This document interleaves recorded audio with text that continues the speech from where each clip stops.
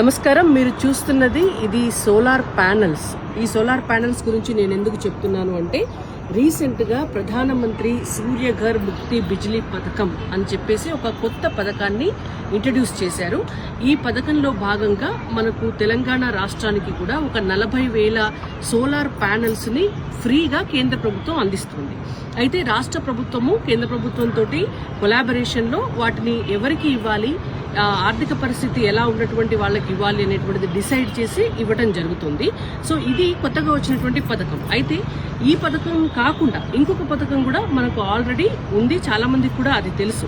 ఇవాళ దాని పేరు పిఎం సూర్యఘర్ యోజన. ఈ పిఎం సూర్యఘర్ యోజన పథకం కింద ఇలాంటి సోలార్ ప్యానెల్స్ కనుక మనం పెట్టుకుంటే 1 kV సోలార్ ప్యానెల్ ని పెట్టుకోవడానికి మనకు అయ్యేటటువంటి ఖర్చు ఒక 70,000 ఖర్చు వస్తుంది. దాంట్లో కేంద్ర ప్రభుత్వం 30,000 రూపాయలు సబ్సిడీ ఇస్తుంది.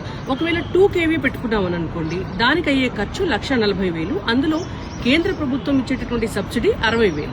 ఒకవేళ 3 kV పెట్టుకుంటే 2,30,000 రూపాయలు మనకు ఖర్చు వస్తుంది.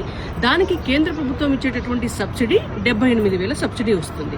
అయితే దీనికోసం ఏం చేయాలి అని అంటే, మనకి పోర్టల్ ఉంటుంది. సో దాన్ని నేషనల్ పోర్టల్లో కనుక మనము రిజిస్ట్రేషన్ చేయించుకున్న తర్వాత మనకు అక్కడ వెండర్స్ లిస్ట్ వస్తుంది. ఆ వెండర్స్ లిస్ట్లో మనకి ఏ కంపెనీ వాళ్ళు కావాలి ప్యానెల్ అని అనుకుంటే, మనం సెలెక్ట్ చేసుకున్న కంపెనీ వాళ్ళు మన దగ్గరికి మనకు అప్రోచ్ అవుతారు. మనం ఫోన్ నెంబర్ ఇస్తే అప్రోచ్ అయ్యి తీసుకొచ్చి మనకి ప్యానెల్ని మన ఇంటి పైన పెట్టడం జరుగుతుంది. సో మనకు కావాల్సినటువంటి కరెంటుని మనం ఫ్రీగా ఉత్పత్తి చేసుకోవచ్చు. అయితే దీనికోసం మనకున్నటువంటి మీటర్ను కూడా మార్చి కొత్త మీటర్ పెడతారు. దానివల్ల ఇంపోర్ట్ అండ్ ఎక్స్పోర్ట్ మీటర్ అని అంటారు దాన్ని. అంటే మన ఇంట్లో తయారయ్యేటటువంటి ఈ కరెంటు గ్రిడ్కి వెళ్తుంది. గ్రిడ్కి వెళ్ళటం అనేటువంటిది మనం ఎక్స్పోర్ట్ చేసేది.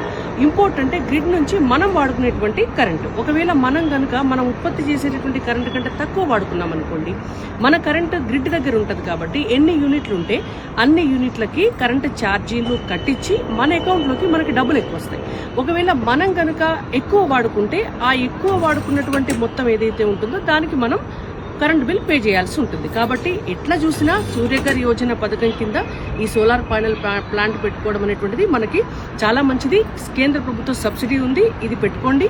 మళ్ళీ బిలో పావర్టీ లైన్ ఉన్నటువంటి వాళ్ళకి 40,000 ఉచిత సోలార్ ప్యానెల్స్ కూడా ప్రధానమంత్రి గారి పథకం కింద తెలంగాణకి భవిష్యత్తులో రాబోతున్నాయి. Thank you.